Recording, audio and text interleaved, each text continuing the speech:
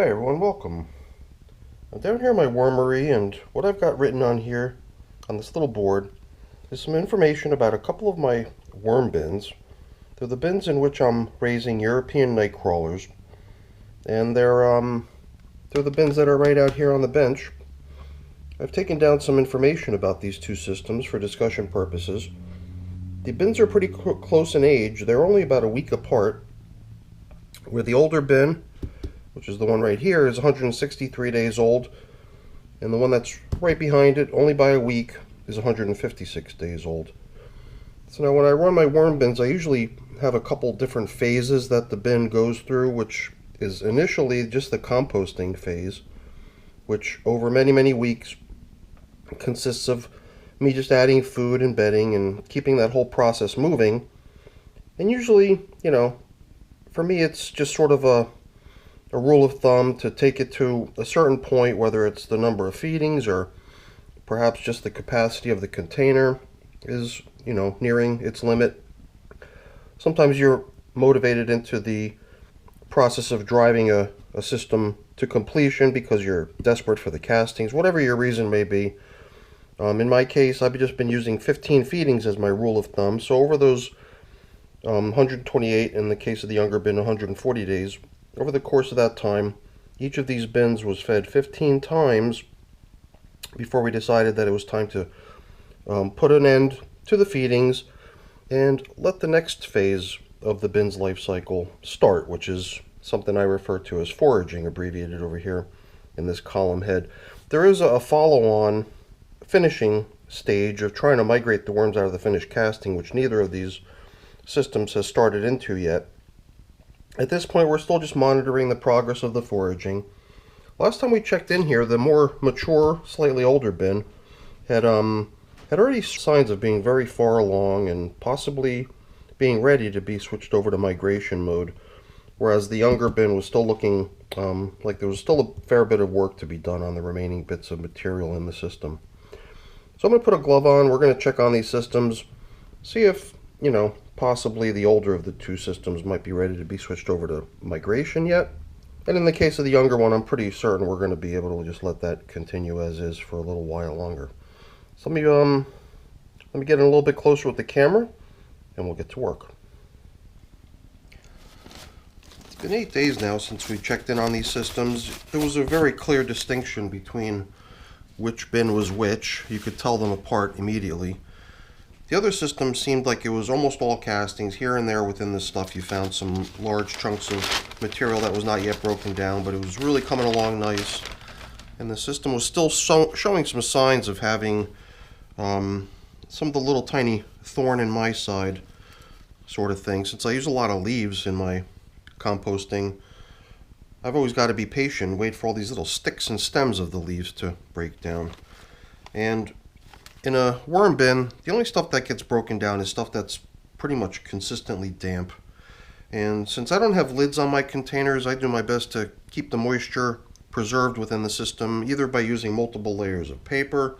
Sometimes, if I really want better or more predictable results in terms of preserving moisture in the bin, I use plastic, where it's almost guaranteed that no moisture is going to slip out through the top, except of course right around the very edges.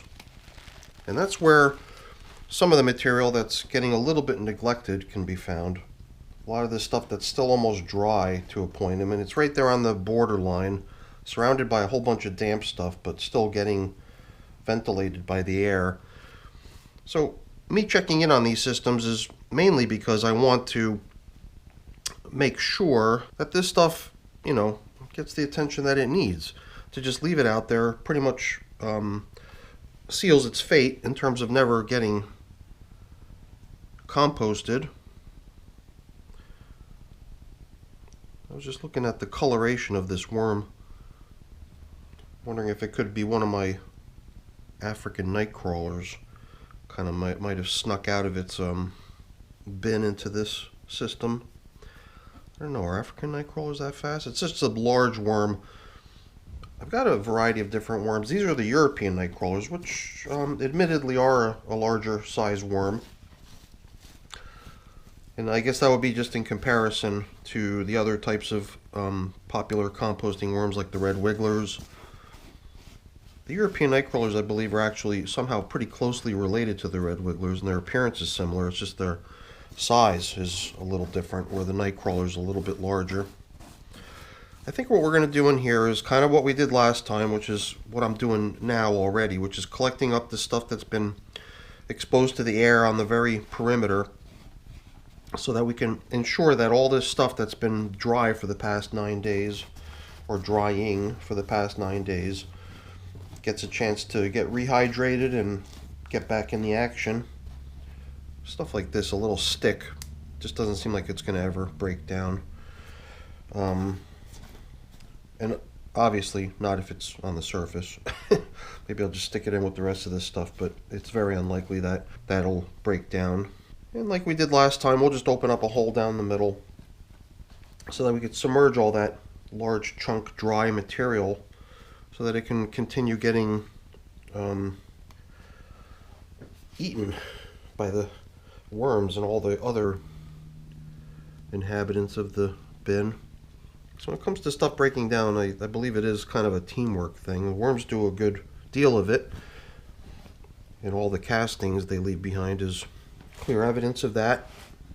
But there's also so much other stuff going on in the bin, you know, between mites and springtails and just the tiny microorganisms that you don't see. All the fungus and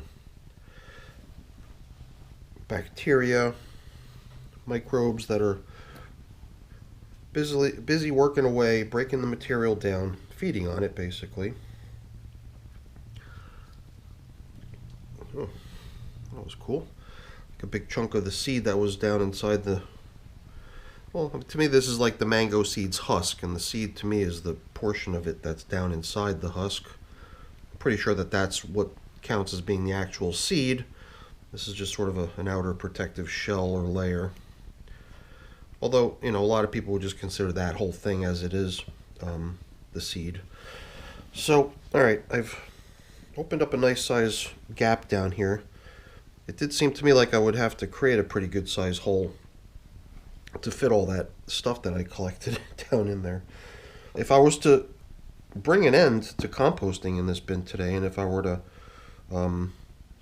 that includes the foraging too, so if I were to say, decide that today I'd like to begin migration, then I'd probably use all of this collected stuff to create the feeding zone on one edge of the bin and use it as the bulk of the material out of which that was built. But for now, it just seems like if I ensure that the stuff is down deep, submerged within the damp castings, it should get the worm traffic that it needs to continue breaking down. And that's the reason we put this stuff in here, right? So we don't want to just let it sit idle on the surface. And right now, there's really nothing to prevent the stuff that is now out on the perimeter from continuing to get drier once I cover up the way I had it before, because there is that little bit of airflow that comes in along the edges. And some might say, well, you know, can't you do a little bit better job putting a really snug fitting cover on and really limit the evaporation? I guess you could, but there's kind of a balance there of also permitting airflow. So I wouldn't want to stifle the airflow for the sake of preserving moisture in the system. If I was really desperate for the moisture, I guess the better way would be to maybe apply a little bit. I got my squirt bottle here, you know. Before we close up here, I'm wondering if we should maybe just give it a little tiny complimentary squirt of water here and there. Only because it'll help with the ongoing breakdown process. Worms will appreciate it, since they breathe through their skin and they need moisture for that to happen.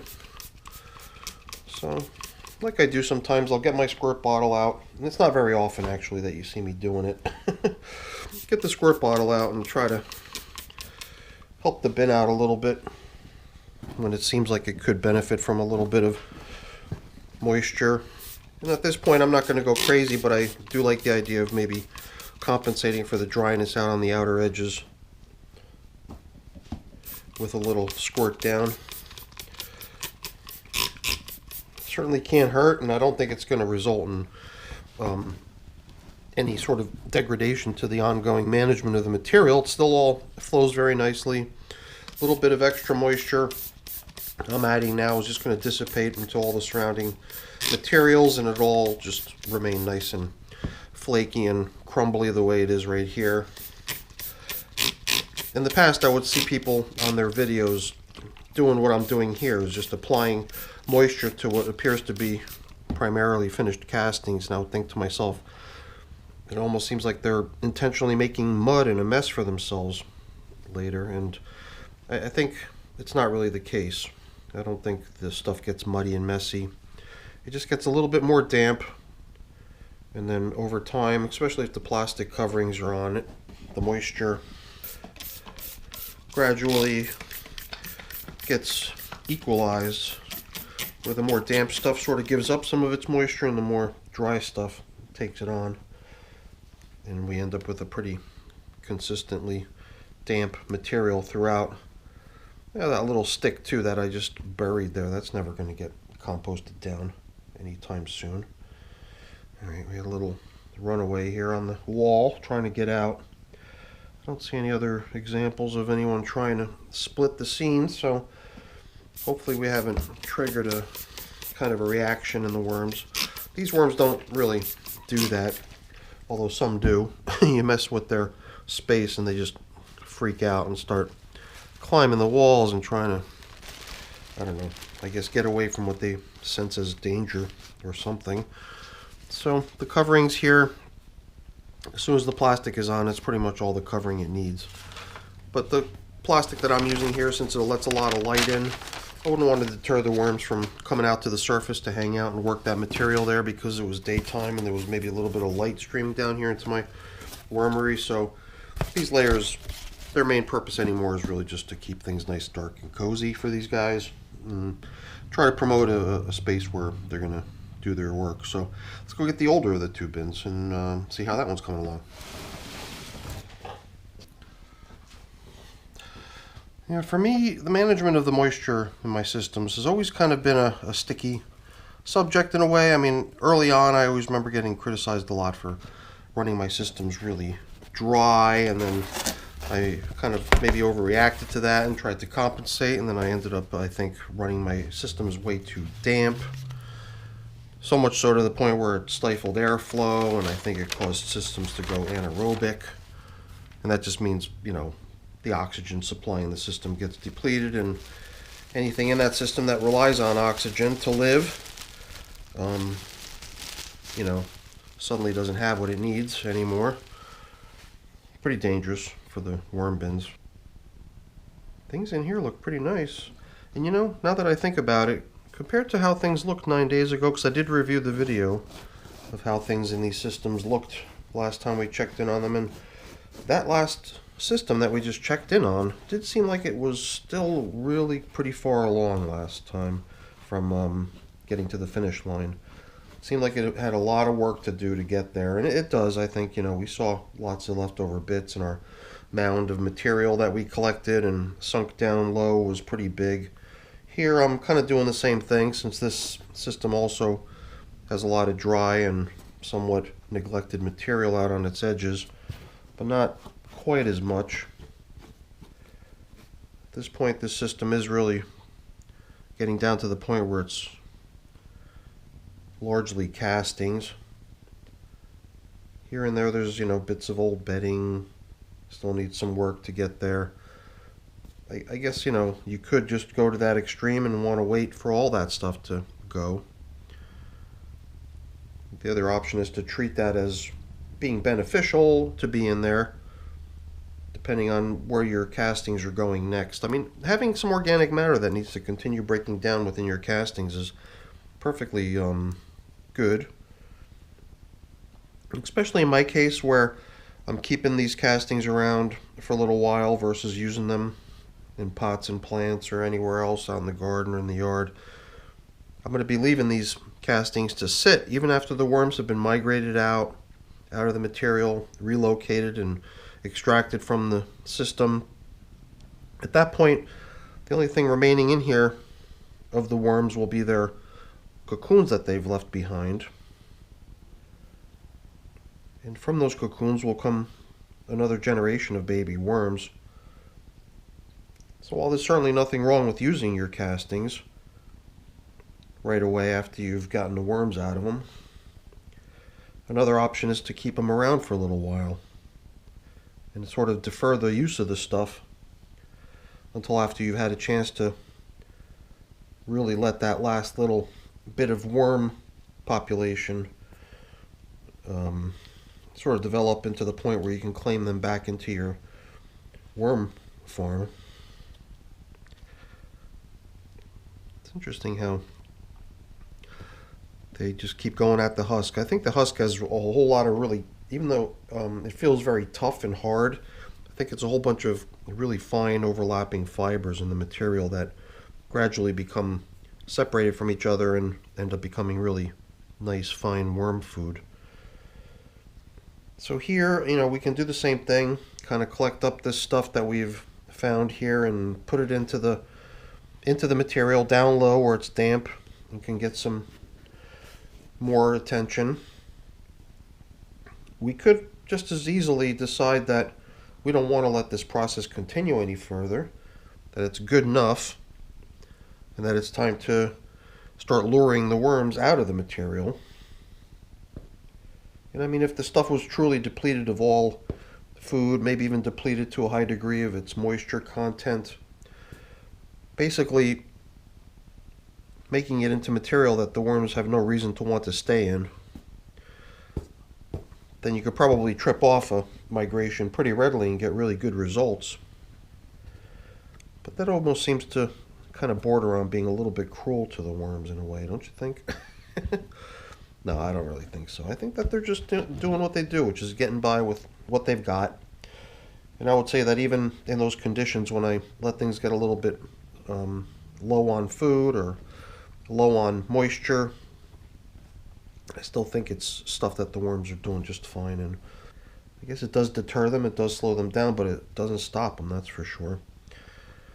Such nice stuff, but I don't think there's really too much more reason to pick through here unless we're doing something productive, like maybe adding moisture if it seems necessary to do so, but somehow it just doesn't seem necessary to do so. This stuff does seem like it's a little bit more damp than the other stuff was in the other container. It all flows really readily, and it wouldn't hurt to give it a little bit more moisture, but it doesn't seem necessary to do so. So I'm going to stick to that sort of light touch. I don't know if you can call this sort of a check-in a light touch. I've almost turned all the material in the bin upside down. And I guess that was kind of the objective in the first place, right? It was to take some of this stuff up on top that could really benefit from being down low within the material and get it there. And then we'll have some other new fresh stuff out here on the edges that'll get a little bit of neglect between now and the next time we check in because of the airflow that goes around the plastic. And that's part of the other reason that I like to keep it all circulating. Give it all the attention that it needs and kind of recognize that it's not all getting a consistent dose of what it needs. So a little stir up helps to promote, good consistent conditions in all the material all around throughout the system. Trying to keep it all optimal for ongoing breakdown. Alright, so I think we're doing pretty good in these systems. 35 days now of foraging. Some people might say, hey, you're done, but I do see so many little tiny sticks and stems of leaves, which I'd like to just give them a little bit more time, and they'll break down further. Maybe at some point, maybe during the next check-in, we'll decide to shove all this material to one side and set up a feeding zone, some fresh bedding, some fresh food, nice damp environment to try to lure the worms out of this material. And even during that time, even during migration, this material will continue getting churned down and broken down and refined. So, nothing says that those processes can't run parallel to one another. So at some point soon, we might start the migration of these worms. But for now, we're just going to continue with foraging, and we'll see where that leads. All right, everyone. Thanks so much for watching. Hopefully you enjoyed the video. If you did, as always, please don't forget to leave me a quick thumbs up. That's always really appreciated. And if you haven't done so already, please also consider subscribing to the channel too. That's really appreciated as well. Have a great day. Thanks for watching.